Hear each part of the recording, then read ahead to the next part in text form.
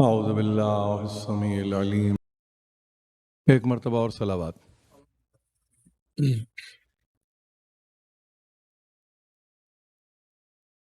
اصل اصول اور آل رسول اس عنوان پہ یہ دوسری مزاحمت آپ کو دی جا رہی ہے۔ بڑی آپ نے گویا پذیرائی فرمائی، علم دوستی کا مظاہرہ کیا، اور آستانے ولا و محبت میں آپ نے اپنے خود نذرانہ عقیدت کو پیش کیا۔ میں شکر گزار ہوں۔ معین وقت ہوتا ہے اور میرے علم میں ہے کہ آپ کے پاس وقت کی بڑی اہمیت ہے اور بڑی اس کی قدر ہے، اور یہ خود ایک قابل تقلید بات ہے۔ کم از کم اطمینان سے ہم یہ کہہ سکتے ہیں کہ مجلس عزائے حسین نے ہمیں اوقات کا پابند بنایا ہے، اور جہاں ضابطہ حیات میں پابندی ہوتی ہے تو وہاں پہ نتائج بھی مثبت ہوتے ہیں، لیکن جہاں یوں سمجھیے کہ انسان سیل رواں کی صورت میں آگے بڑھتا ہے، گویا نہ کوئی ہدف ہے نہ کوئی مقصد ہے، تو وہاں پہ زندگی گزرنے کو گزر تو جاتی ہے، لیکن وہ خس و خاشاک سے زیادہ پھر بڑھ کر اس کا کوئی یعنی اس کا نہ رتبہ ہوتا ہے نہ اس کا کوئی مرتبہ ہوتا ہے۔ قرآن نے خس و خاشاک کے لیے ایک لفظ استعمال کیا، غصہ، غین سے الف اور حمزہ، یعنی بیکار، جس کا مطلب یہ ہے کہ اس کو آپ انگریزی میں چاہوں گا بھی نہیں کہ ممبر سے اس کا میں براہ راست ترجمہ کروں، مطلب ایسی کوئی کیفیت جس کو آپ یہ کہیں کہ جو قابل تذکرہ ہی نہیں ہے، یعنی پیدا ہو گئے، ایک عمر کو پہنچے، سن و سال گزارے، دنیا میں وقت بھی گزار لیا اور دنیا سے گزر بھی گئے، لیکن قرآن ان کے ایگزسٹنس کو مانتا ہی نہیں ہے۔ قرآن کہتا ہے کہ وہ خس و خاشاک سے بلند نہیں ہے، یعنی اس کا مطلب یہ ہے کہ ایسی چیز، دیکھیے اب اس میں چونکہ بات کر رہا ہوں تو اس کو تھوڑا سن لیجئے، وہ یہ ہے کہ ایسی چیز، خس و خاشاک کا مطلب یہ ہے کہ جدھر کی ہوا چلے اس طرف کو وہ چلا جائے۔ یہ ہے وہ تعریف کہ جو قرآن مجید نے کہی کہ مطلب کوئی بھی کہیں بھی کسی وقت بھی بہکائے، لے جائے، بھگائے، اس میں انسان ہے کہ سمجھیے کہ آگے بڑھ جائے، اس کو حیات کے معنی قرآن نہیں دیتا۔ قرآن نہیں دیتا۔ آپ جیتے ہیں، ظاہر ہے کہ زندہ ہیں، زندگی کے لیے تو زندہ ہیں، گزارنا تو ہے، مگر اس کی کوئی حیثیت، اس کی کوئی اہمیت نہیں ہے۔ تو اس کا مطلب یہ ہوا کہ کوئی ایک زندگی ہے کہ جس میں فقط یہی نہیں ہے کہ لفظ پابندی اوقات ہے، تضییع اوقات بھی نہ ہو، وقت کا ضیاع بھی نہ ہو، کہیں ایسا نہ ہو کہ آپ کے لیے ایک وقت معین ہے، آپ اس وقت کو یعنی کسی طرح سے بھی آپ اپنے شب و روز میں اس کو جگہ نہ دیں۔ لہٰذا یہ خود ایک سیکھنے کی بات ہے۔ اس میں گھبرانا یہ نہیں ہے کہ کتنے، کہاں، کب، کیسے، جو ہیں صحیح ہیں، مناسب ہیں، اور وہی ہیں جو صحیح معنی میں کسی پیغام کو لیتے ہیں اور اس کو آگے بڑھا دیتے ہیں۔ ذمہ داری ہماری نہیں ہوتی ہے کہ ہم یہ دعویٰ کر سکیں کہ جو بیان کیا گیا وہ سب کے لیے یکساں رہا اور سبھی نے ان کو سمجھ لیا، نہیں، یہ ہماری ذمہ داری نہیں ہے۔ انسان کا سمجھیے کہ کمال یہ ہے کہ جس حد تک اس کو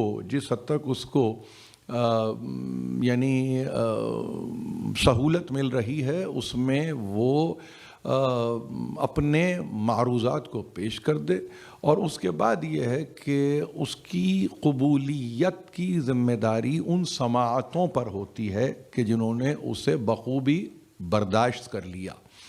ہم ظاہر ہے کہ چاہتے تو یہ ہیں کہ گفتگو ادق نہ ہو، مشکل نہ ہو، دقیق نہ ہو، سہل ہو، اور اس حد تک سہل ہو کہ وہ اپنی اصل سے جدا بھی نہ ہو، یعنی ایک گفتگو کی اساس ہوتی ہے اور وہ اساس پہ قائم رہے۔ ہمارے پاس اطمینان یہ ہے کہ ہم جس وقت گفتگو کرتے ہیں تو اطمینان قلب یہ رہتا ہے کہ ممبر نے کم از کم یہ سلیقہ دیا ہے کہ گفتگو کو ایک خاص مزاج کے ساتھ پیش کر دیا جائے۔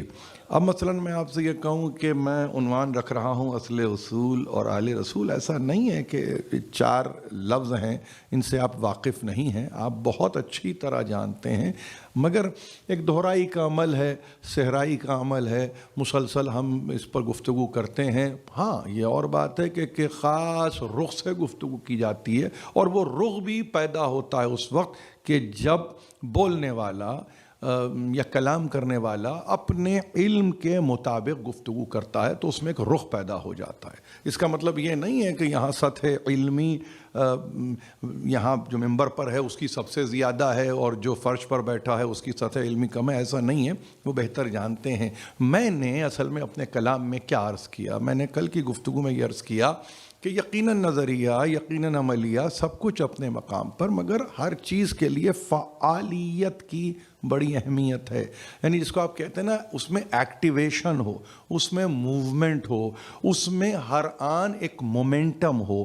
اور جب یہ تینوں لفظ میں نے براہ راست استعمال کیے تو اس کا مطلب یہ ہے کہ یہ کسی ہدف تک پہنچیں، کسی منزل مراد کو پالیں، کسی مقصد کو اچیو کر لیں، تاکہ آپ کو یہ اطمینان ہو کہ جو نظریہ آپ کا تھا، جس کو ساری زندگی آپ نے اپنے لیے پسند کیا، وہ فقط ایسا نہیں تھا کہ وہ جینے کے معاون تھا یا جینے کے لیے معاون تھا، نہیں، بلکہ وہ آپ کی آخرت میں بھی معاون ثابت ہوا ہے۔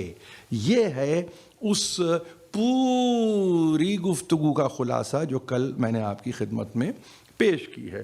اب جہاں تک گفتگو تھی، آیت آپ کے سامنے تھی، اور یقین جانیے کہ وہ ایسی آیت نہیں ہے کہ ایک دفعہ دیکھیں اور اس کے بعد اس کو آپ بند کر دیں، نہیں، اس آیت پر مباحث بعنوان توحید و شرک قائم ہوئے ہیں۔ آیت شہد اللہ انہ لا الہ الا ہوا والملائکۃ واولو العلم قائما بالقسط لا الہ الا هو العزیز الحکیم، وہ اپنے عزیز ہونے کا اعلان کر رہا ہے، یعنی زبردست، غالب، اور اپنے حکیم ہونے کا اعلان کر رہا ہے، پرز حکمت، ظاہر ہے پرز حکمت۔ اب اس کے لیے انگریزی ترجمہ کرنے والے کرتے ہیں آل مائٹی، آل وائز، سب اپنی جگہ صحیح ہے، یہ زبان کی اپنے حدود ہیں جس میں زبان جی رہی ہے، یہ زبان کے اپنے حدود ہے جس میں زبان سانس لے رہی ہے، اس سے زیادہ آپ کچھ اور نہیں کہہ سکتے۔ عزیز کا ترجمہ کیا ہو سکتا ہے؟ زبانیں گونگ ہو جاتی ہیں۔ حکیم کا ترجمہ کیا ہو سکتا ہے؟ زبانیں ساتھ چھوڑ دیتی ہیں۔ مگر قرآن میں یہ 2 لفظ بے اعتبار صفت موجود رہتے ہیں۔ پورے پیغام کے بعد جہاں اللہ گواہ بن رہا ہے، ملائکہ گواہی دے رہے ہیں، صاحبان علم جو قائمم بالقسط، ایک ترجمہ وہ کہ جو اللہ کو کہتے ہیں کہ جو قسط و عدل کا مرکز ہے، وہ گواہی دیتے ہیں، اور اس کے بعد لا الہ الا هو العزیز الحکیم، پھر ایک مرتبہ وہی ایک گردان ہے، اور اس گردان میں یہ کہ یہ اس کا یعنی آل مائٹی اور آل وائز ہونا ہے، جس کے نتیجے میں یہ گواہیاں بشمول اس کی اپنی گواہی کے یہ آپ کے سامنے پیش کر دی گئی۔ اس آیت کے اندر جو چیز بڑی اہم ہے اور جس کو سمجھنے کی ضرورت ہے وہ ہے لفظ قسط، قاف سین توئے، قسط۔ قسط ظاہر ہے اس کا ترجمہ کیا ہے کرنے والوں نے، اور اس کا ترجمہ کیا ہے، کبھی عدل کے تعلق سے کر لیا، کبھی انصاف کے تعلق سے کر لیا، کبھی جسٹس کے تعلق سے کر لیا، کبھی جسٹ کے تعلق سے کر لیا، کبھی اس کو ترجمے میں ایکویٹی کے تعلق سے گفتگو کر دی گئی۔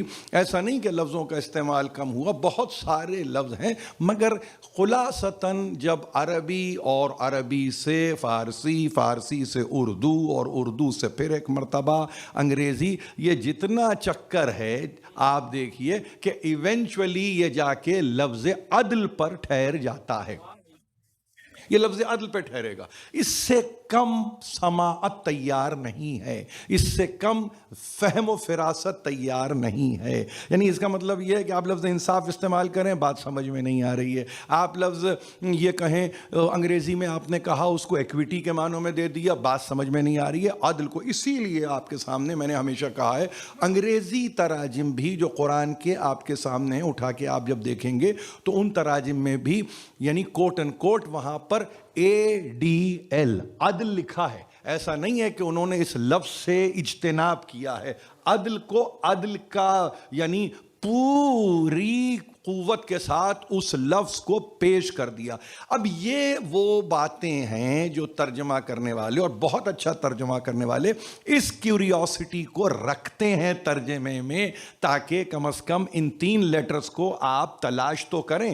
اب لطف کی بات یہ ہے کہ جب آپ اس لفظ کو تلاش کرتے ہیں تو خود اس میں آپ کو نہ اس کا روٹ ورڈ معلوم کرنے کی ضرورت ہے، نہ آپ کو یہ پتہ کرنے کی ضرورت ہے کہ بتائیے اس کا مادہ کیا ہے. 3 ہی حروف ہیں، ظاہر ہے کہ 3 ہی حروف اگر ہیں تو مادہ بھی وہیں سے نکلے گا، اور اگر مادہ وہاں سے نکلے گا تو مادہ ہی تو کل معانی کا اظہار کر دے گا. ظاہر ہے کہ یہ آپ کے سامنے اب ساری باتیں ہیں. میں نے کل کی تقریر میں جس چیز کو اپنے لیے پسند کیا، اور خاص طور پر میں نے اپنے لیے پسند کیا، میں نے کہا کہ کچھ ایسے مواقع ہوتے ہیں، کچھ ایسے مقامات ہوتے ہیں کہ جہاں پہ انسان یہ چاہتا ہے کہ ذرا سا فلسفے سے ہٹ کے گفتگو ہو، اور گفتگو کم از کم ایسے پیرائے میں ہو کہ جہاں پہ عملیت پسندی کا اعلان ہو سکے.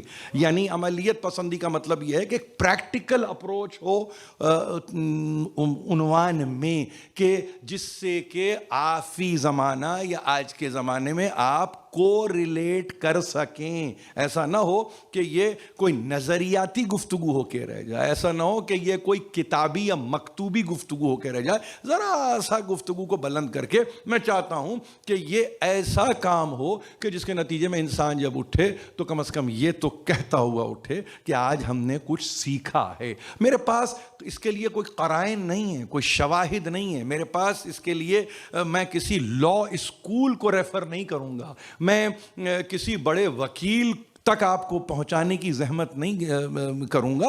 میں چاہوں گا یہ کہ اس پورے تصور کو اگر آپ کو سمجھنا ہے ان سے سمجھیں جو خود اہل عدل ہیں،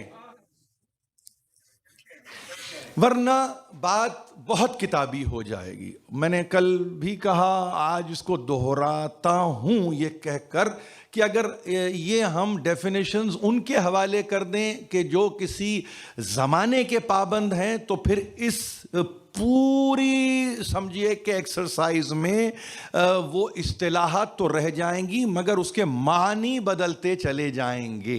میں نہیں چاہوں گا کہ اصطلاحات وہی رہیں مگر زمانے کے ہاتھوں وہ اصطلاحات ضائع ہو جائیں، فقط اس لیے کہ آپ یہ کہیں کہ یہ ایک لائر کی ڈیفینیشن ہے عدل کے متعلق، فقط اس لیے کہ آپ یہ کہیں کوئی قانون دان ہے جو عدل کی تعریف کر رہا ہے. میں نہیں چاہوں گا. میں یہ چاہوں گا کہ اس نظام عدل کو رکھ کر سامنے تعریف کرنے والے تعریف کریں کہ جنہوں نے کائنات کو بنتے ہوئے دیکھا ہے. اور جنہوں نے کائنات کو بنتے ہوئے دیکھا ہے وہ یہ جانتے ہیں کہ شمس کے مقام پر شمس کو رکھا ہے، قمر کے مقام پہ قمر کو رکھا ہے، سیارگان کے مقام پہ سیارگان کو رکھا ہے. تخلیق کائنات میں ارض و سما جہاں ہونے تھے ان کو وہیں رکھ دیا گیا ہے. ارض کی خلقت ہوئی تو جہاں بر کو رکھا، بحر کو رکھا، جبال کو رکھا، جہاں پہ آپ یہ کہیں کہ مرغزار کو رکھا، جہاں آپ یہ کہیں چمنستان کو رکھا، جہاں آپ یہ کہیں ندی کو رکھا، پہاڑ کو رکھا. یعنی جس کی جہاں جگہ تھی اس کو وہاں قائم کر دیا. یعنی اشیاء کے قیام میں اس عدل کو جب تک کہ نہ دیکھا جائے، یعنی عدل کا مطلب کسی مزاج کے معتدل ہونا نہیں ہے کہ آپ کہیں اعتدال مزاج. ایک ڈیفینیشن ہے، ایک ڈیفینیشن ہے. جیسے آپ کہیں انصاف کی ڈیفینیشن کیا ہے، تو انصاف کا مادہ نصف سے ہے، ٹھیک آدھا. انصاف نصف سے نکلا، معنویت میں آدھا آدھا. یہ ہے انصاف، جس کو آپ 50-50 کہتے ہیں آج کی زبان میں. عدل یقیناً ایک ایسی اصطلاح ہے جس کی اپنی کوئی نہ کوئی تعریف ہوگی، جس کی اپنی کوئی نہ کوئی توصیف ہوگی. مگر میں لغت کی تعریف کو کیا کروں، میں ڈکشنری کی تعریف کو کیا کروں؟ اس لیے کہ تعریف وہی تعریف ہے جس کے کچھ پریکٹیکل امپلیکیشنز ہوں، جہاں کسی شے کی کوئی ایسی صورت نہ ہو کہ وہ عملیت کا مظاہرہ نہ کرے، وہ لغت میں گرفتار ہو کے رہ جائے، تو وہ آپ کے کسی کام کی شے نہیں ہوتی۔ آ جائیے براہ راست گفتگو شروع کر دیتے ہیں۔ ہمارے پاس سب سے بڑا سرمایہ کلام مجید ہے۔ کلام مجید کے بعد آپ یہ کہتے ہیں احادیث معصوم ہیں۔ ہمارے لیے اطمینان اس بات کا ہے کہ جب ہم معصوم کہتے ہیں تو وہاں پر ایک سلسلہ ہے، ایک تسلسل ہے، ایک قول میں وصل ہے، یعنی کوئی ایسی گفتگو نہیں ہے کہ کہیں ہے اور کہیں نہیں ہے، بلکہ اس میں تسلسل ہے۔ یہ تسلسل کا مطلب ایسی گفتگو کہ جو ایک باہم وصل رکھتی ہے، جس میں فصل نہیں ہے، جس میں فراق نہیں ہے، جس میں جدائی نہیں ہے، جس میں علیحدگی نہیں ہے، تو وہاں پر وصل ہے۔ تو وصل کا مطلب یہ ہے کہ اول محمد نے جو کہا، اوسط محمد نے جو کہا، آخر محمد نے جو کہا، اس کو آپ ان ریزلٹ یہ کہتے ہیں کل محمد نے یہی کہا ہے۔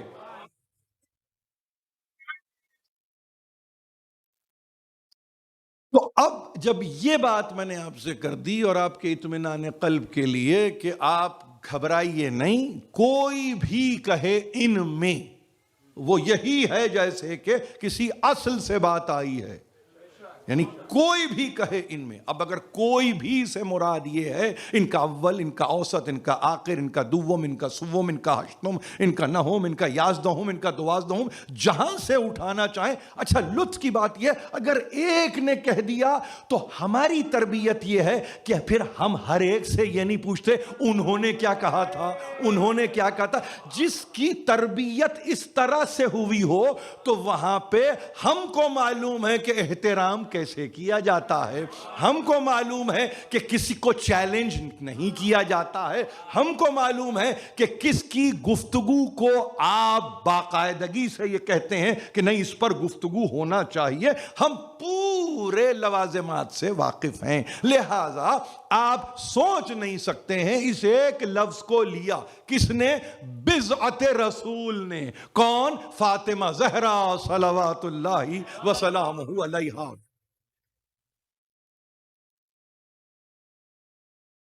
اور یہ عجیب بات آپ سے عرض کر رہا ہوں، کسی وقت موقع ملے گا، زندگی نے موقع دیا، یہاں نہیں تو وہاں، وہاں نہیں تو نہیں معلوم کہاں، لیکن بہرحال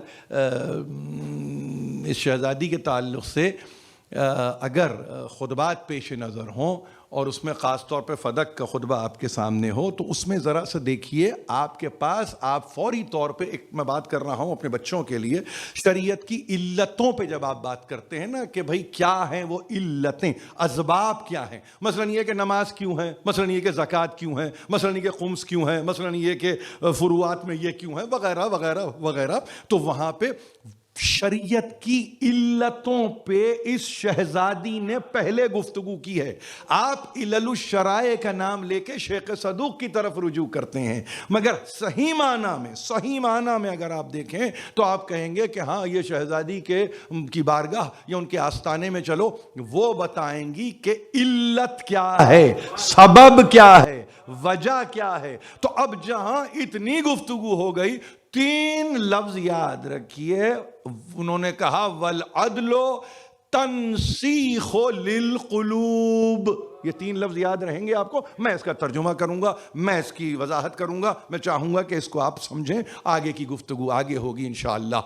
فرماتی ہیں کہ دیکھیں بات یہ ہے، اور یہ کس کے مقابلے پہ گفتگو ہو رہی ہے آپ کو معلوم ہے، میرے پاس وضاحت کرنے کے لیے نہ یہ موقع ہے، نہ یہ محل ہے، نہ میری طبیعت آمادہ ہوتی ہے کہ میں ایسے ویسوں کا تذکرہ کروں، میرے پاس وقت نہیں ہے، میرے پاس وقت نہیں ہوتا، میرے پاس وقت نہیں ہے۔ مجھے تو خطبہ پڑھ کے یہ احساس ہوا جیسے کہ کوئی اڈلٹ لٹریسی پروگرام ہے جس کو کہ انہوں نے جاری کر دیا ہے۔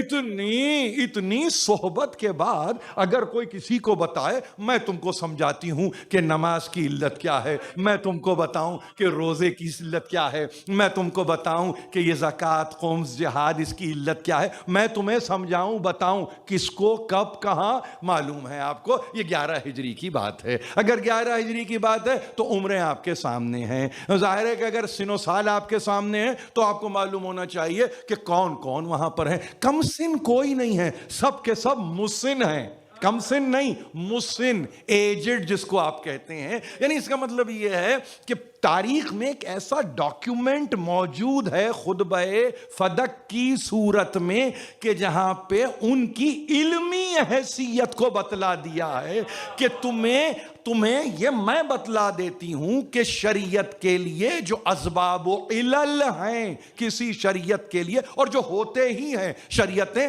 بغیر سبب اور علت کے نہیں ہوتی ہیں۔ آپ کو اگر حکم دیا جا رہا ہے کہ اطاعت کرو تو اس کا مطلب یہ نہیں ہے بے سبب ہے۔ آپ کو اگر یہ کہا جاتا ہے فالو کرو تو اس کا مطلب یہ نہیں ہے کہ بے وجہ ہے۔ ہاں، علم جیسے جیسے ترقی کرتا جاتا ہے حکمتیں کھلتی چلی جاتی ہیں۔ یہ آپ کو معلوم ہے، حکمتیں کھلتی ہیں۔ کب کھلیں گی؟ پہلی جماعت میں کھلیں گی؟ نہیں، پی ایچ ڈی کر رہا ہے اب حکمت کھل رہی ہے۔ بعین ہی پوری زندگی سرکار رسالت مآب کے ساتھ چند لوگوں نے گزاری، اور اب جب وہ مسند خلافت پہ بیٹھے، حکومت میں آئے، تو وہاں انہوں نے کہا کہ میں تمہیں بتا دیتی ہوں۔ سب سے پہلے تو یہ سمجھو، اور یہ بڑا اہم جملہ ہے، والعدل تنسیق للقلوب۔ یہ جو عدل ہے نا، یہ کیا چیز ہے؟ یہ دلوں کو آراستہ کرتا ہے۔ یہ میں بہت غور سے سنیے، بہت غور سے سنیے۔ یہ عدل، لفظ عدل میں بھی ہم صرف لفظ عدل کو سامنے رکھ کے بات کر رہے ہیں۔ عدل کا کام کیا ہے؟ یہ دلوں کو پیراستہ کرتا ہے۔ یہ دلوں کو نہیں، آگے آ جائیے تھوڑا سا، میں اور نیچے آ کے گفتگو کروں۔ یہ دلوں کو جوڑتا ہے۔ عدل کا کام دلوں کو جوڑنا ہے۔ دیکھیے، یاد رکھیے، تنسیق یعنی اگر میں آپ کو حروف تہجی میں لے کے جاؤں تو یہ سخص کا خے نہیں ہے، یاد رکھیے، تے، نون، سین، یہ قاف، یاد رکھیے، کاف نہیں کہا ہے میں نے، خے نہیں کہا ہے میں نے، قاف کہا، جس سے لفظ قائد آئے گا۔ نہیں، اور آسان کرتا ہوں، جس سے لفظ قرآن آئے گا۔ تنسیق کا مطلب، اب آ جائیے تنسیق کا کیا مطلب ہوا۔ ایک لفظ آپ کو معلوم ہونا چاہیے، اردو زبان میں مرکب لفظ ہے۔ جب آپ کہتے ہیں نظم و نسق، یہ لفظ آپ کے سامنے ہے، نظم و نسق، اس کا مطلب ایک لفظ انگریزی کا ہے جس کو آپ فوری طور پر استعمال کرتے ہیں ڈسپلن کے معنوں میں۔ نظم و نسق، ڈسپلن۔ یہ میری شہزادی کا کمال ہے کہ بریک کیا ہے، نظم کو الگ کر دیا ہے، نسق کو الگ کر دیا ہے۔ یہ کمال ہے، یہ کمال ہے۔ اس کو کبھی آپ دیکھیں گے اور آپ کہیں گے کہ یہ بھی دیکھنا چاہیے کہ پھر لفظ نظم کو کہاں استعمال کیا ہے۔ یہ عجیب بات آپ سے کروں، آپ جب کبھی یہ لفظ استعمال کریں گے تو آپ کہیں گے نظم و نسق، جس کو اور انگریزی کی اصطلاح میں آسان کریں ایڈمنسٹریشن۔ جب آپ کہتے ہیں نا کہ نظم و نسق اچھا نہیں ہے، اس ادارے کا نظم و نسق کس کے ذمے ہے؟ یعنی ایڈمنسٹریٹر کون ہے؟ جس کے پاس ایڈمنسٹریشن ہے، یعنی ڈسپلن کوئی صورت ہے، وہ کون ہے؟ اس کو آپ ایڈمنسٹریشن کہیں گے، نظم و نسق کہتے ہیں، ٹھیک ہے۔ لیکن بی بی یہ کہتی ہیں کہ عدل کی تعریف یہ ہے کہ یہ قلوب کو جوڑ دیتا ہے۔ تنسیق للقلوب، تنسیق کرتا ہے یہ قلوب کی، یعنی دلوں کو ایک مرکز پر لا کے یہ جمع کر دیتا ہے۔ نہیں، دلوں کے لیے ایک مرکز وحدت بنا دیتا ہے۔ کیا شے؟ عدل۔ عدل وحدت کے مرکز پہ لا کے دلوں کو مجتمع کر دیتا ہے۔ اب سنیے، جہاں دل جڑیں گے تو وہاں بے اختیار کہا وَطَاعَتَنَا نِظَامًا لِلْمِلَّتِ، جہاں یعنی نسق پیدا ہوتا ہے، جہاں دل جڑ جاتے ہیں تو پھر دل جڑنے کے بعد سرکش نہیں ہوتے، اپنے سر کو جھکا دیتے ہیں کسی کی اطاعت میں۔ طاعتنا نظامًا للملہ، تو پھر ہماری اطاعت ملت کا نظام بن جاتی ہے۔ آپ یہ سمجھے مجھے یہ دونوں باتیں آپ سے کرنی تھیں، اس لیے نہیں، میرا موضوع آج اطاعت نہیں ہے، میں صرف بتانا یہ چاہتا ہوں کہ انہوں نے نسق کو پہلے، نظم کو بعد میں رکھ کے کہا۔ تنسیق قلوب کی تو پہلے ہو، یعنی قلوب پہلے جڑیں تو صحیح۔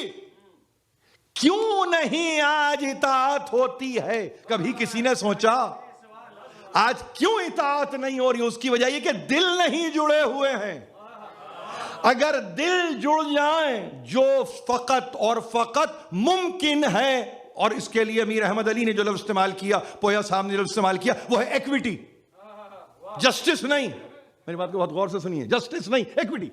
انہوں نے کہا کہ جب تک قلوب آپس میں باہم پیوست نہ ہو جائیں، چلیے اور آگے انگریزی کا لفظ ہے، یعنی جب تک قلوب میں کوارڈینیشن نہ ہو۔ آپ سمجھ رہے ہیں؟ قلوب میں جب کوارڈینیشن ہوگی تو پھر اس کا مطلب یہ ہے وہ کوارڈینیشن ریگولیشن کی طرف لے جائے گی۔ بہت غور سے سنیے، طاعتنا نظاما للملہ، وہ کوارڈینیشن جب بلند ہوگی تو وہ ریگولیٹ ہوگی۔ ہماری اطاعت میں وہ ریگولیشن ہے۔ ہر کوارڈینیٹڈ ایفرٹ ریگولیشن چاہتی ہے۔ یہ مجھے کسی فلسفی نے، پولیٹیکل تھنکر نے نہیں بتایا، یہ فاطمہ زہرا بتا رہی ہے۔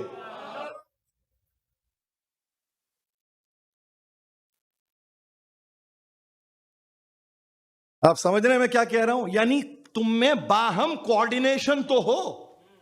ہاں، ایک دفعہ تمہاری کوارڈینیشن ہو گئی۔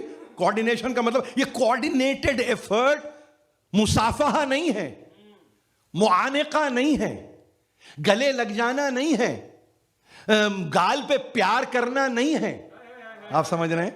پورا کلچر ہے نا آپ کے پیچھے، یعنی گال پہ پیار بھی ہو رہا ہے، بوسے بھی لیے جا رہے، دل ہے کہ کوارڈینیٹڈ نہیں ہے۔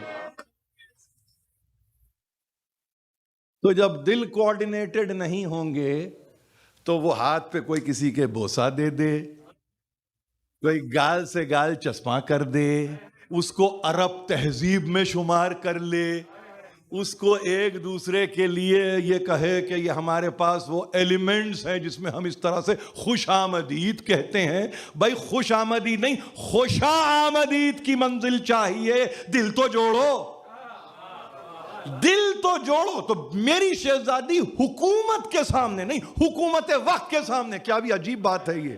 یعنی آپ اگر اس کو لے جائیں، پوری پولیٹیکل فلسفی کو ڈرائیو کیجئے اس میں سے، کیا آپ یہ کہیں کہ انہوں نے کہا کہ نہیں، پہلے قلوب کوارڈینیشن، ان کا کوارڈینیشن ہو، یعنی اردو میں اب اس کا بیک ٹرانسلیشن کیا ہوگا؟ ہم آہنگی، آہنگ، اور وہ آہنگ جب ہم کے ساتھ آئے تو وہ ہے کوارڈینیشن۔ ہم آہنگی ہو، کس میں؟ لے میں، سر میں، تال میں نہیں، دل دل دل دل جب دھڑکے نا، تو اگر دل کشمیر میں دھڑک رہا ہے تو پھر کسی افریقہ کے کسی صحرا میں بھی اسی طرح سے دھڑکے جیسے کشمیر میں دھڑک رہا ہے۔ تب کہیں جا کے آپ کہتے ہیں اب ہم ان سنک ہیں، اب ہمارا مطمع نظر ایک ہے، ہماری نگاہ ایک ہے، نہیں، ہمارا مقصد ایک ہے۔ تو پہلی چیز، جب تک قلوب نہیں جڑیں گے اس وقت تک عدل کی کوئی صورت قائم ہو ہی نہیں سکتی۔ اور جب ایک مرتبہ یہ قلوب کوارڈینیشن میں آ جائیں، سنک کر جائیں، ہم آہنگ ہو جائیں، تو پھر طاعتنا نظاما للملہ۔ تو اب سنو کہ وہ کوارڈینیشن کو اب ریگولیشن کی ضرورت ہے۔ بہت عجیب بات ہے یہ، بہت عجیب بات ہے، اور احسان ہے اس شہزادی کا، اس شہزادی کا احسان ہے کہ بتایا اس نے ہم آہنگی جب اپنے حدود سے بلند ہوتی ہے تو وہاں پہ وہ ایک نظام کی صورت اختیار کر جاتی ہے، اور جہاں نظام کی صورت اختیار کرتی ہے تو عدل۔ دیکھیے بہت غور سے، میرا عنوان کیا ہے؟ اصل اصول اور آل رسول، یہ عنوان ہے۔ یعنی عدل اطاعت میں ڈھلتا ہے۔ بہت غور سے سنیے، عدل اطاعت میں ڈھلتا ہے۔ کیسی اطاعت میں؟ کہ جہاں پہ پھر سر خم ہوتے ہیں، سر اٹھتے نہیں ہیں، سوال نہیں پیدا ہوگا، کوشچن ریز نہیں ہوگا، مقابلے پہ کوئی آئے گا نہیں، یہی تو ہے طرف ہو. یہی تو ہے بلندی, یہی تو ہے رفعت, کہ آپ کہیں کہ اس عدل نے اب ایک شکل اختیار کی. اب وہ شکل عدل کی کیسے نظر آئے؟ کسی کی اطاعت میں, اور وہ کسی کی اطاعت نہیں, ہماری اطاعت.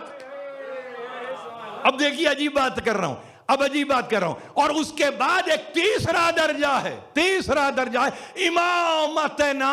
اور دیکھو یہ جو عدل ہے اس نے اپنے آپ کو بلند کیا اور کوآرڈینیٹڈ ایفرٹ کے ساتھ ریگولیٹڈ باڈی بن کے ہماری اطاعت میں ڈھل کے اب جب جس منزل پہ آئے امامتنا امانن للفرقہ, تو پھر اس کے بعد کچھ اور نہیں ہوتا, ہماری امامت ضمانت بن جاتی ہے کہ فرقہ فرقہ کبھی نہیں ہو سکتے تم.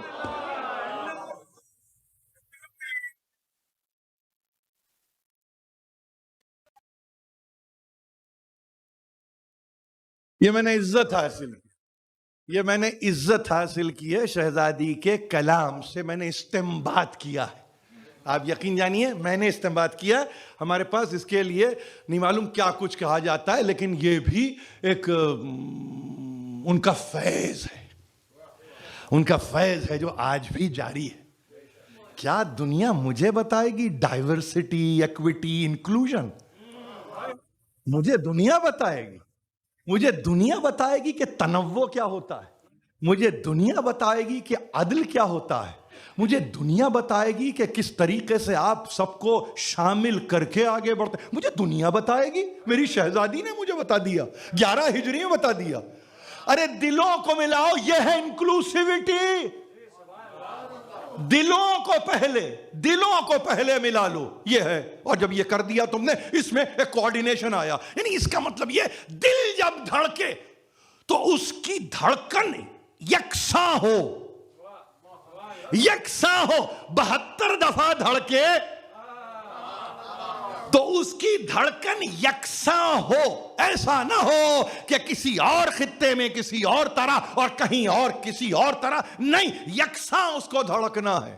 اور جب وہ آ جائے کوآرڈینیشن, ہم آہنگی, تو ریگولیشن میں ڈھل جائے. اور وہ ریگولیشن کچھ نہیں ہے, ظاہر ہے ریگولیشن کا مطلب یہ اصول چاہیے, اصول چاہیے. عدل, آپ کہتے ہیں شمس عدل کا نتیجہ ہے, عدل الہی کا نتیجہ ہے. قمر اپنے اعتبار سے عدل الہی کا نتیجہ. تو اس کا مطلب یہ ہے کہ اپنے مدار میں باقی رہنا اطاعت ہے. عدل کا تقاضا اطاعت ہے. بہت غور سے سنیے, میں نے کہا بہت پریکٹیکل بات کروں گا, آپ کو الجھانا نہیں ہے, مجھے نہیں الجھانا ہے آپ کو, اس لیے کہ میں خود الجھا ہوا ہوں. میں چاہتا ہی نہیں ہوں, اس لیے کہ اتنا انسان پڑھتا ہے, اتنا دیکھتا ہے کہ وہ نہیں چاہتا کہ بچے جو ہے الجھ کے رہ جائیں کہ کیا. ان کو بتائیے یہ جو پورا نظام شمسی ہے, جس کو خالق مطلق نے اپنے عدل کے تحت بنا دیا, ان میں رتی برابر کوئی ایسی موومنٹ نہیں ملے گی کہ جہاں آپ یہ کہیں کہ وہ اس کی اطاعت سے نکل رہا ہے. یعنی وہ ایک درجہ, کیا کہتا ہوں آپ کو, اس کے آگے اشاریہ کے آگے آپ لگاتے چلے جائیں جتنے صفر, اور اس کے بعد ایک رکھ دیں, یعنی 0.0 0.000 انفینٹی کے بعد ایک. یعنی آنے واحد کے لیے بھی اس کو اپنے مدار سے نکلنا نہیں ہے. نہ وہاں عقل ہے, نہ فہم ہے, نہ فراست ہے, اطاعت ہی اطاعت ہے. وہ اطاعت ہے. کتنی سخت اطاعت ہے, کتنی سخت اطاعت ہے کہ تم ہل نہیں سکتے. تو اس کا مطلب کیا ہوا؟ اس کا مطلب یہ کہ ہاں ہم یہ چاہتے ہیں کہ عدل ایک مرتبہ اب اپنی جلوہ سامانی کا اگر دکھائے تو اس کی کیفیت ان پریکٹس ہو کہ ہاں کسی کے ہو رہو, کسی کے ہو رہو, اور وہ ہو رہنا ہی اطاعت ہے. اور اگر کسی کے ہو رہو تو پھر اس کے بعد بتائیں ہونے میں فائدہ کیا ہے اور کسی کے نہ ہونے میں فائدہ کیا ہے. نہ ہونے میں فائدہ فرقہ فرقہ ہو جاؤ گے جو ہو گئے, اور اگر ہو جاتے تو تم کو ہماری امامت سے امان نصیب ہوتی تو معلوم یہ ہوا کوآرڈینیشن ریگولیشن کے بعد امامت یونیفیکیشن لاتی ہے انسانوں کی زندگی میں.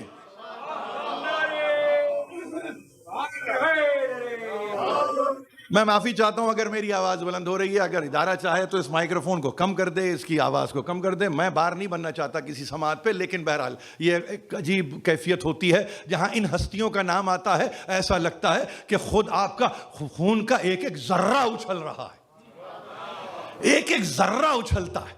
اس لیے کہ یہی تو ان کی میگنیٹک پاور ہے, یہی تو ان میں ایک مقناطیسیت ہے کہ جہاں ایسا لگتا ہے یہ اچھلتی ہوئی خون کی بوندیں اور اس کے ذرات ان سے جا کے مل جائیں, ان سے جا کے مل جائیں. یعنی ہمارے لیے یہ عجیب کیفیت ہوتی ہے, یہ نام آتا ہے اور یہ نام کی عجیب کیفیت ہے. یعنی فضائل میں لے تو یہ قوت, مصائب میں لے تو گریا ہی گریا. نام ایک ہی ہے, نام ایک ہی ہے. دو دو کیفیتیں آپ پہ طاری کر دے, وقت واحد میں کر دے, ایک ساعت میں کر دے. ابھی ابھی یہی نام لے کے آپ کہہ رہے ہیں میرا خون ہے کہ جوش مار رہا ہے, اور ایک وقت آتا ہے کہ آپ ان کا نام لے کے کہتے ہیں کہ اب صبر بھی نہیں ہوتا ہے نا. اس کا مطلب کوئی تو بات ہوگی نا, کوئی تو بات ہوگی. تو یہ میری شہزادی, شہزادی نے کس کو بتایا, کب بتایا, کس عمر میں بتایا, خود کی عمر کیا ہے, ان کی عمر کیا ہے, زمانے کی عمر کتنی ہے. یہ ایسا نہیں ہے کہ فدق کا واقعہ تھا ختم ہو گیا, نہیں, اس کو تو چھوڑ ہی دیجئے. فدق کچھ نہیں ہے سوائے اس پہ کس کے کہ اتمام حجت کا نام ہے فدق. حجتوں کی اتمام کا نام ہے فدق, نہیں, انسانوں کی آزمائش کا نام ہے فدق. آپ تو اس کو ایک میراث کا مسئلہ بنا کے لا آف انہیریٹنس میں ڈسکس کرنے لگ گئے. ارے کبھی یہ تو دیکھو کہ اس کو کسی اور زاویے سے دیکھو, کسی اور انداز سے دیکھو کہ آخر کون کون اس سے آزمایا نہیں گیا. وہاں بھی آزمائے گئے, آج بھی آزمائے جا رہے ہیں, قیامت تک کے لیے آزمائے جائیں گے. لفظ ہے فدق. اور شہزادی ظاہر ہے کہ آپ کے سامنے ہے, بھئی یہی ہے, یہی ہے. دیکھو یہ ہے عدل, اور یہ شہزادی اور اس کا زوج کوئی اور نہیں, اسد اللہ الغالب علی ابن ابی طالب علیہ السلام. بآواز بلند صلوات بھیجیے. فرماتے ہیں, دیکھیے بیوی ہیں, یہ بیوی ہیں اور بیوی کا خطبہ ہے, اور تاریخ یہ بتاتی ہے کہ اس لفظ کو پہلے ڈیفائن کیا ہے شہزادی نے. یہ تاریخ کو سامنے رکھیں گے آپ, تاریخ کو سامنے اس لیے رکھنا ضروری ہے کہ کبھی کبھی بچے پوچھتے ہیں کہ فدق کا یہ خطبہ پہلے ہے یا قصار الحکم کے اندر مثلاً یہ گفتگو جہاں پہ امیر المومنین کرتے ہیں الایمان علی اربع دعائم, ایمان 4 دعائم پر ہے, جس میں صبر بھی ہے, جس میں یقین بھی ہے, جس میں عدل بھی ہے, جس میں جہاد بھی ہے. الایمان علی اربع دعائم, صبر, یقین, عدل, جہاد, یہ امیر المومنین ہے. اس کی ترتیب کو کوئی بدل نہیں سکتا, کوئی نہیں بدل سکتا. اس کی حکمتوں سے بے شک ہم واقف نہ ہوں, دل آپ کا کتنا ہی چاہے کہ لفظ یقین کو آخر میں رکھ دیں, اس لیے کہ یقین کا تو ایک ترجمہ موت بھی ہے, مگر نہیں, یہ ہماری مجال نہیں, ہم نہیں کرتے. اس لیے کہ جیسے سید رضی نے پایا ویسے ہی اس کو رکھ دیا, اس میں ہماری طرف سے اونچ نیچ نہیں ہو سکتی. لیکن جب بات کی آپ نے بے اختیار کا, اور ان العدل علی اربع شعب, یہ تو دعائم ہیں ایمان کے. یعنی دعائم کا مطلب کیا ہے, ستون, پلرز آف فیتھ. اس میں ایک ہے عدل, ایک ہے عدل. اور عدل کے لیے میں پھر عرض کر رہا ہوں, اس کے لیے انگریزی میں لفظ جسٹس سے اس کا ترجمہ مت کیجئے, جسٹس انصاف ہوگا. یعنی عدل کو اگر اظہار چاہیے تو وہ انصاف سے ممکن ہے. یہ ہے عدل اور انصاف کا فرق.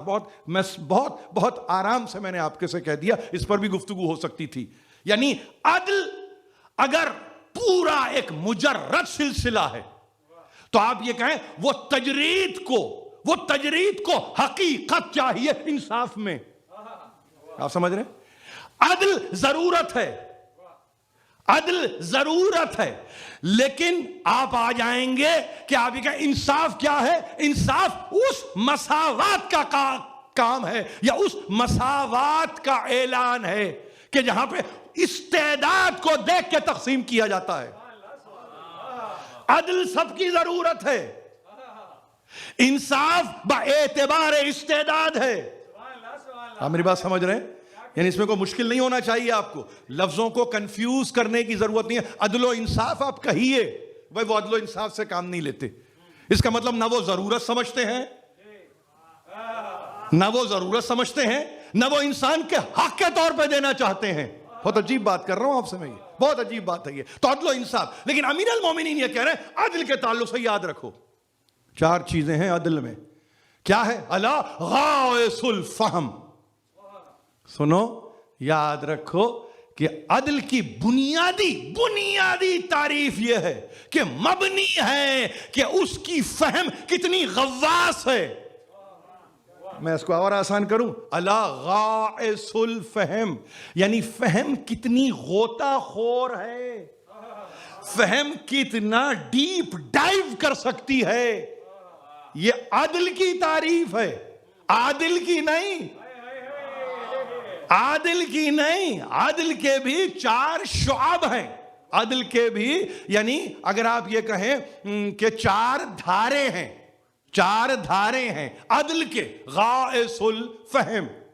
اور پھر بے اختیار کہا کہ جب تم نے یہ دیکھ لیا تو یاد رکھو جو غوطہ خور فہم ہوتا ہے اس کی دوسری کیفیت یہ ہوتی ہے عدل میں غور العلم۔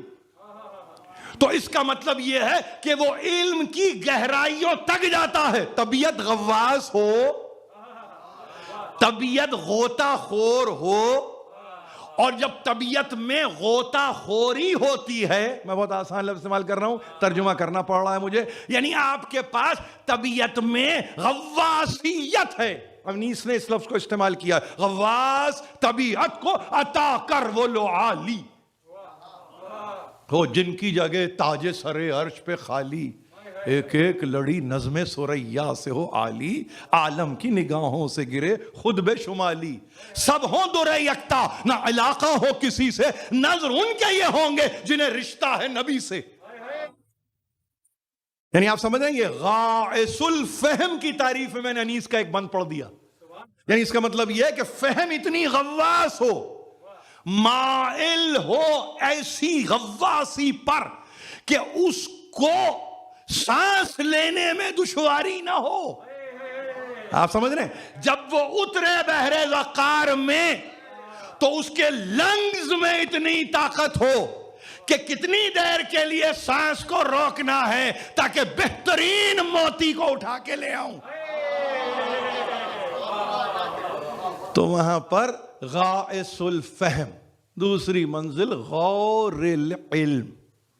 دیکھو یاد رکھو عدل کی دوسری کیفیت یہ ہوگی کہ علم اتنا گہرائی پہ مبنی ہو، یعنی اس کا ہمہ جہت ہو، ون ڈائمینشنل نہ ہو۔ آپ سمجھ رہے نا؟ اس کے لیے پرسپشن آپ کی سنگیولر نہ ہو، یعنی اس کا مطلب یہ ہے کہ وہ علم ملٹائی لیول پہ کام کرے، یعنی وہ گہرائی جتنی گہرائی میں جانا ہے وہ جائے تو غواص بنے، اور وہ غواصیت ایسی کیفیت ہو کہ پھر علم غائر بن جائے۔ بہت عجیب بات ہے، غائر ایک لفظ ہے اردو زبان میں جو عربی سے آیا ہے، غائر یعنی بغور، اسی سے ایک لفظ نکلا جس کو آپ کہتے ہیں غور کرنا۔ یہ غور کرنا ایک معمولی مرحلہ نہیں ہے کہ تم نے غور کیا، نہیں، غور کا مطلب یہ ہے کہ عمر لگائی۔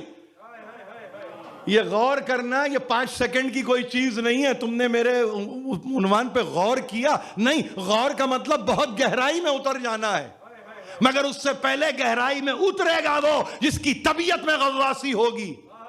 طبیعت اگر غواص نہیں ہے تو اگلے مرحلے میں جانا ہی بیکار ہے۔ یعنی اس کا مطلب یہ ہے کہ جس کو دلچسپی ڈیپ ڈائیونگ کی ہو، بہت غور سے سن رہے ہیں، یہ عدل کے لیے پری ریکویزٹ ہے۔ عدل کی پری ریکویزٹ میں پہلی منزل ہے طبیعت کا غواص ہونا، فہم کا غواص ہونا۔ یہ فہم غواص کیسے ہوتا ہے؟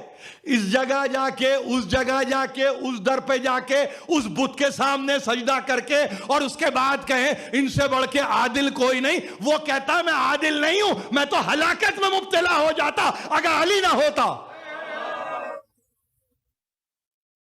کیوں؟ اس لیے کہ سطح ہی نہیں ہے۔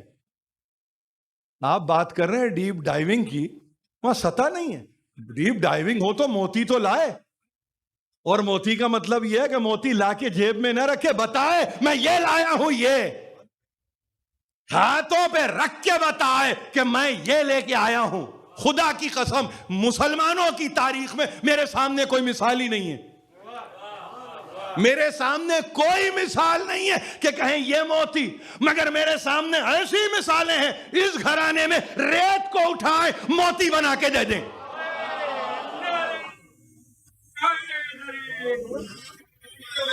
یہ وہ گھرانہ ہے، یہ وہ گھرانہ ہے۔ تو معلوم یہ ہوا، دیکھیے بات بھی عجیب ہے، اس میں بات بھی عجیب ہے۔ یعنی اگر کوئی آپ سے یہ کہے یہ ریت مٹی جو ہے یہ موتی کیسے بنی، اس لیے کہ جس ہاتھ پہ آتی ہے تو اس کا افتخار اس ہاتھ پہ آنا ہے۔ یہ کمال آپ سمجھ رہے ہیں کہ مٹی میں نہیں ہے، ہاتھ کا کمال ہے، ہاتھ کا۔ کس ہاتھ پہ آیا؟ اس ہاتھ پہ آیا، اب لے جاؤ۔ سنگریزیں نہیں ہیں، سنگ موتی ہیں، ارے سنگریزیں ہیں، بولیں گے، یہ بولیں گے، یہ بولیں گے، موجودات ہیں، بولیں گے۔ یہ کیوں؟ اس لیے کہ ہمارے ہاتھ پہ ان کو کلام نصیب ہوتا ہے۔ بالکل ایسے ہی، بالکل ایسے ہی اپنے مقام پہ ہے۔ سائل آیا، ایک مرتبہ مسلح کو اٹھایا، پلٹا، مٹی کے کچھ ظاہر، ایک مٹھی مٹی اٹھا کے دے دیا، جا تیری ضرورت، تیری حاجت۔ کچھ نہیں، وضو کریں تو تسلے کے اندر موتی گریں، اٹھاتے ہیں تو موتی، پانی گرتا ہے تو موتی۔ مطلب اس کا مطلب کیا؟ اس کا مطلب یہ ہے، دیکھیے سمجھنے کی کوشش کیجئے کہ جہاں پہ حیت بدل جاتی ہے چیزوں کی حیت کو بدل دیں، چاہیں تو حیت۔ کیوں آپ کہتے ہیں نظام شمسی میں آفتاب کو پلٹا دینا، اس کی حیت، اس کی کیفیت، اس کی ماہیت، اس کی رفتار کو کچ کر دینا، بدل دینا، اور ایک مرتبہ یہ کہنا کہ نہیں وہ جو کچھ اپنی جگہ ہے وہ ہے، مگر ہم یہ کر سکتے ہیں، کر دیا۔ تو وہاں دوسری چیز جو کہیں امیر المومنین نے اس کو سمجھنے کی کوشش کی، انہوں نے کہا کہ دیکھو یاد رکھو طبیعت میں غواصی چاہیے۔ عدل کے معنی میں ایک صورت یہ ہے طبیعت غواص ہو۔ فیصلے کہاں ہوں گے اگر طبیعت غواص نہیں ہوگی؟ فیصلے کہاں ہوں گے؟ سطحی فیصلے نہیں ہوتے، سطحی فیصلے نہیں ہوتے، ان فیصلوں کو قیامت تک کے لیے جانا ہے۔ تو طبیعت اتنی غواص ہو کہ وہ فیصلہ کرتے ہوئے پھر ایک مرتبہ اطمینان ہو جائے کہ یہ فیصلہ غلط نہیں ہے۔ کیوں؟ اس لیے کہ اب جب کسی نے کہا ہاں غائر علم ہے، علم غائر غور علم، اور اس کے بعد زہرت الحکم، یعنی اس کا مطلب طبیعت میں غواصی ہوئی، علم غائر تھا، تو اب فیصلہ زہرا ہوگا، اس سے شاندار کوئی فیصلہ ہو ہی نہیں سکتا۔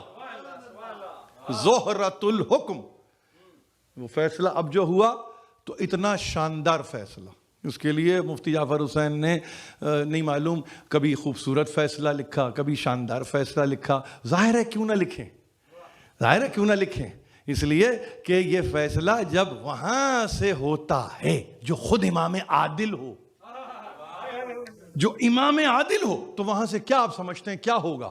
تیسری منزل، اور اس کے بعد رساخت الحلم، چوتھی اور آخری منزل۔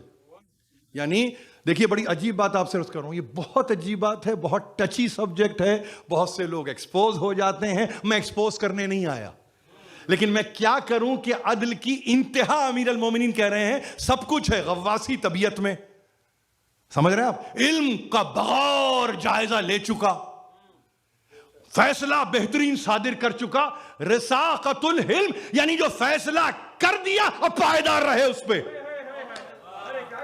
وہ فیصلہ بدلتا نہیں ہے۔ بہت عجیب بات آپ سے، رساخت الحلم، ایک عدل کے تحت چار چیزیں یاد کر کے اٹھیے یہاں سے کہ آپ یہ کہیں عدل کے معنی کیا ہے؟ عدل کے معنی طبیعت غوطہ خوری پہ مائل ہو، غواصی پہ مائل ہو، دوسری بات کیا کہا میں نے آپ سے؟ علم بغور جائزہ لے چکا ہو، غائر جائزہ، ایسا بھرپور جائزہ پھر اولین و آخرین میں کسی نے نہ لیا ہو، اور پھر اس کے بعد اس کے نتیجے میں اب جو حکم آیا اس سے شاندار حکم نہ ہو، اور انتہا یہ کہ رساخت الحلم۔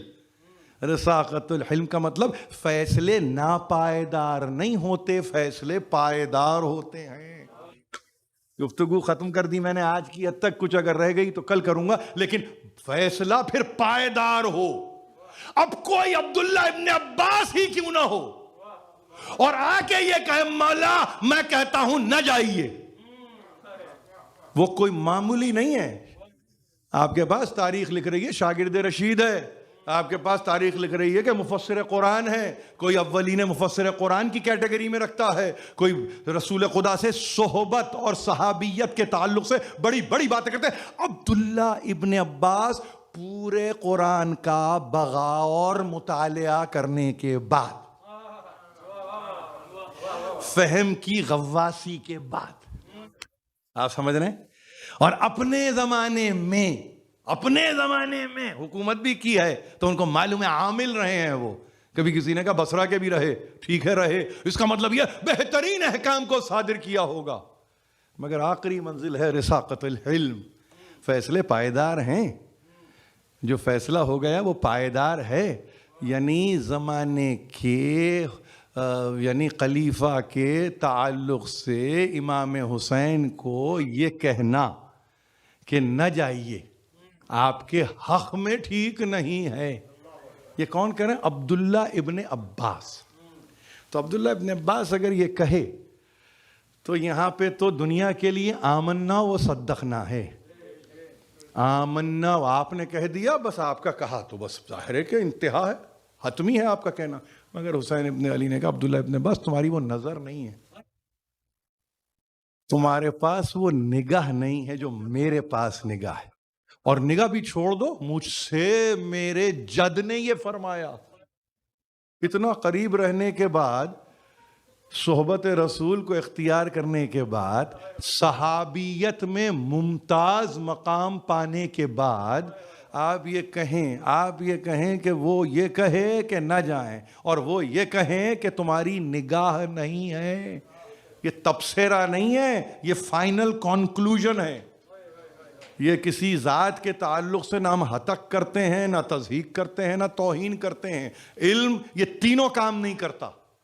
علم چہرہ دکھا دیتا ہے، چہرہ دکھا دیا، تم ہو فبہا، رہو اپنی جگہ، لیکن مجھے یہ کہنا، وہ کوئی بھی ہو، عبداللہ ابن عمر ہی کیوں نہ ہوں گے اجلہ صحابہ میں، مگر نہیں تم کہتے ہو کہ نہ جاؤ، نہیں جانا تو لازمی ہے۔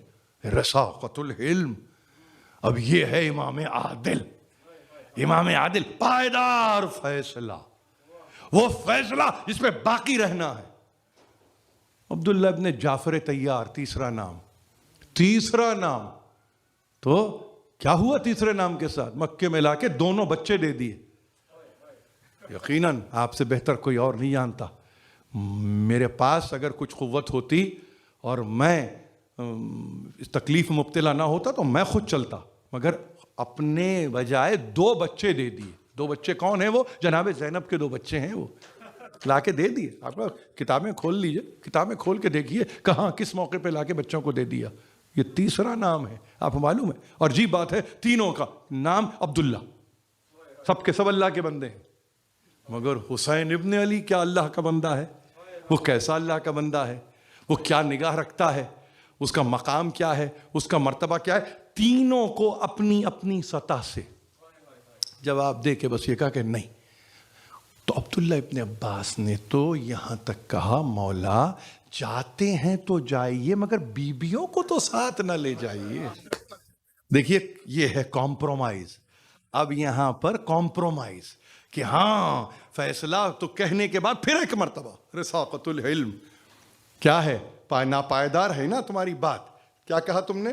میں جاتا ہوں تو چلا جاؤں، مگر بیویاں، یہ بچے، یہ میں مدینے میں چھوڑے جاؤں۔ تو بے اختیار کہا، اب 2 آپ کے پاس روایتیں ہیں، ایک روایت تو یہ کہ نہیں فقط یہ نہیں ہے ان اللہ شاء ان یراک قتیلا نہیں ہے، ان اللہ شاء ان یراہن سبایا. اللہ کی مشیت میں تنہا میرا قتل ہونا نہیں ہے، اللہ کی مشیت میں ان کا رسن بستہ ہونا بھی ہے. یعنی خدا قدوس و لم یزل و لا یزال کی مشیت میں زینب کا رسن بستہ ہونا ہے. یہ کافی ہے جملہ آج کے لیے. پوچھنے والا پوچھ رہا ہے، بتانے والا بتا رہا ہے میں نے سنا ہے سرکار رسالت مآب سے، اور یہ جو روضے پہ میں نے رات گزاری ہے نا، یہ مجھے حکم ملا ہے جاؤ اخرج الی العراق، نکلو عراق کی طرف جاؤ. اور ہم یہ حسین ابن علی کی تمنا کیا تھی آپ کو تو معلوم ہے نا، کہ نانا مجھے قبر میں جگہ دے دیجئے. انہم زیعونی وقذلونی ولم یحفظونی. آپ کی امت نے دغا دیا، آپ کی امت نے میری حفاظت نہیں کی ہے. نہیں، آخری جملہ، آپ کی امت نے مجھے ضائع کر دیا نانا. یہ حسین کہہ رہے ہیں آپ کی امت نے ضائع کر دیا. یعنی جس کی حفاظت کرنی تھی قرآن سے کم نہیں ہے حسین، قرآن سے کم نہیں ہے حسین، یاد رکھیے. اور وہ حسین کہے، وہ عبداللہ ابن جعفر طیار ہوں، وہ عبداللہ ابن عباس ہوں، وہ عبداللہ ابن عمر ہوں، وہ یہ کہا نہیں، ان اللہ، مجھے حکم مل رہا ہے، ان اللہ شاء حسین ان یراک قتیلا. وہ چاہتا ہے وہ تمہیں دیکھے قتل ہوتا ہوا. اس کا ترجمہ میں کیا کر سکتا ہوں؟ خدا تمہیں قتل ہوتا ہوا دیکھنا چاہتا ہے. ان اللہ شاء ان یراہن سبایا. یہ تمہاری بہنیں، بیٹیاں، بچیاں، ان کو دیکھنا چاہتا ہے رسن بستہ. رسن بستہ. یہ رسن بستگی کہاں سے گفتگو کروں؟ میں نے کل ہی یہ کہہ دیا تھا کہ مجھے ایک 3 برس کی بچی کا تذکرہ کرنا ہے، اور میں کرنا چاہتا ہوں، اس لیے کہ آئندہ 3 دن کل جناب زینب کا تذکرہ ہے، اس کے بعد امام حسن کا تذکرہ ہے، پھر سرکار رسالت مآب کا تذکرہ ہے. میرے پاس وقت نہیں ہوگا تو میں کم از کم اس کا تو تذکرہ کروں نا، کہ جس کو وقت آخر چھوڑ گئے شہزادی زینب کے پاس. اور اس کی کیفیت یہ کہ زینب بہن سکینہ کا خیال رکھنا، سکینہ کا خیال رکھنا، سکینہ کا خیال رکھنا. یہ بہت بہت اہتمام ہے اس جملے میں، اس جملے میں بڑا اہتمام ہے. اللہ کے حوالے کیا سکینہ، تمہیں اللہ کے حوالے کیا. پھوپھی کے ہاتھ میں ہاتھ دے دیا. دیکھو پھوپھی کے ساتھ ساتھ رہنا تو بچی کا جو سفر ہے، آپ حیران ہوں گے کہ اگر کہیں کوئی کھجور تصدق کے پھینک رہا ہے صدقہ کر کے تو بچی نہیں دوڑتی ہے، دوسرے چھوٹے بچے کہتے ہیں دوڑتے ہیں، مگر بچی ہے کہ پھوپھی اماں کو دیکھتی ہے. مستقلاً نگاہیں جناب زینب پر ہیں. بازار کوفہ کا گزرا، دربار کوفہ کا گزرا، اور جب ایک مرتبہ شام کے بازار سے گزری اور امام زین العابدین نے کہا اتونا بحبال فربقونا مثل اغنامی، رسیاں لائی گئیں اور ہمیں جانوروں کی طرح اس رسیوں میں باندھا گیا، اس طرح باندھا گیا کہ میری پھوپھی کی کلائی ہے، بازو بی بی ام کلثوم کا ہے، گلا شہزادی سکینہ کا ہے. اس طریقے سے ایک رسی میں آل محمد کو اسیر کیا گیا. گھسیٹتے ہوئے دربار میں لے جایا گیا، بچی کو گھسیٹا گیا. وہ بچی جس کا دامن جل چکا ہے، وہ بچی جس کے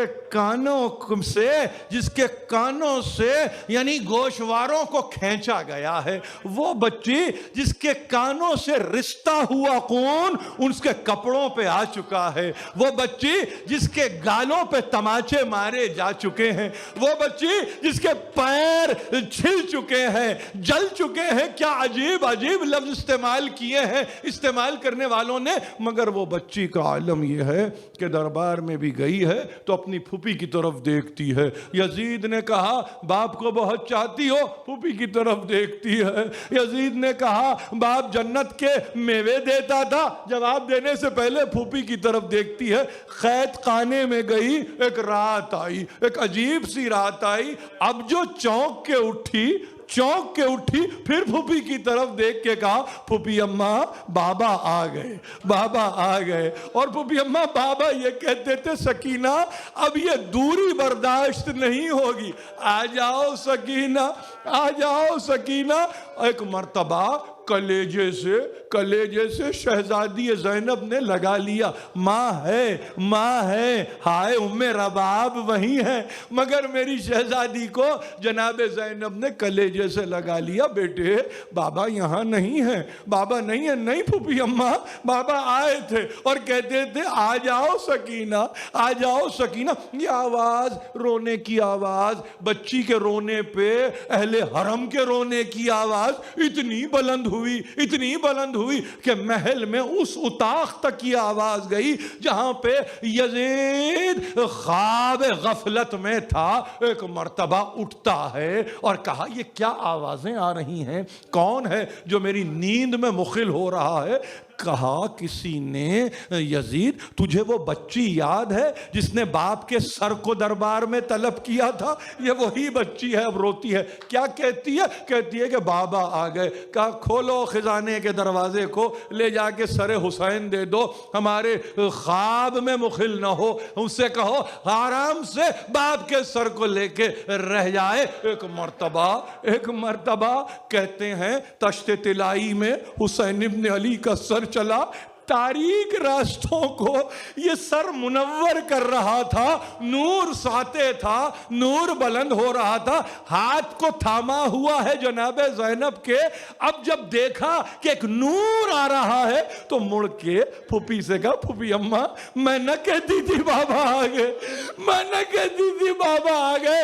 در زندان کھلا، زندان بان نے لا کے ایک مرتبہ تشت میں سر کو دیا، کچھ نہیں، مقاتل نے 3 جملے لکھے ہیں۔ ایک مرتبہ سر کو اٹھایا، رخسار کو باپ کے رخسار پہ لگایا، ہونٹوں کو باپ کے ہونٹوں سے چسپا کیا، بس اتنا کہا بابا منزل لذی اعتمنی فی صغر سنی، بابا اس چھوٹی سی عمر میں مجھے کس نے یتیم کر دیا، ہائے یہ کہہ کے اب سکتہ، اب سناٹا، اب خاموشی، اب میری سکینہ نہیں بولتی، ایک بیوی آتی، اٹھو سکینہ، ایسے نہیں سو جاتے سکینہ، اٹھو سکینہ، ہائے مگر میرا بیمار امام، ہاتھوں میں ہتھکڑیاں، پیروں میں بیڑیاں، گلے میں توقے آہنی، کیا کرے؟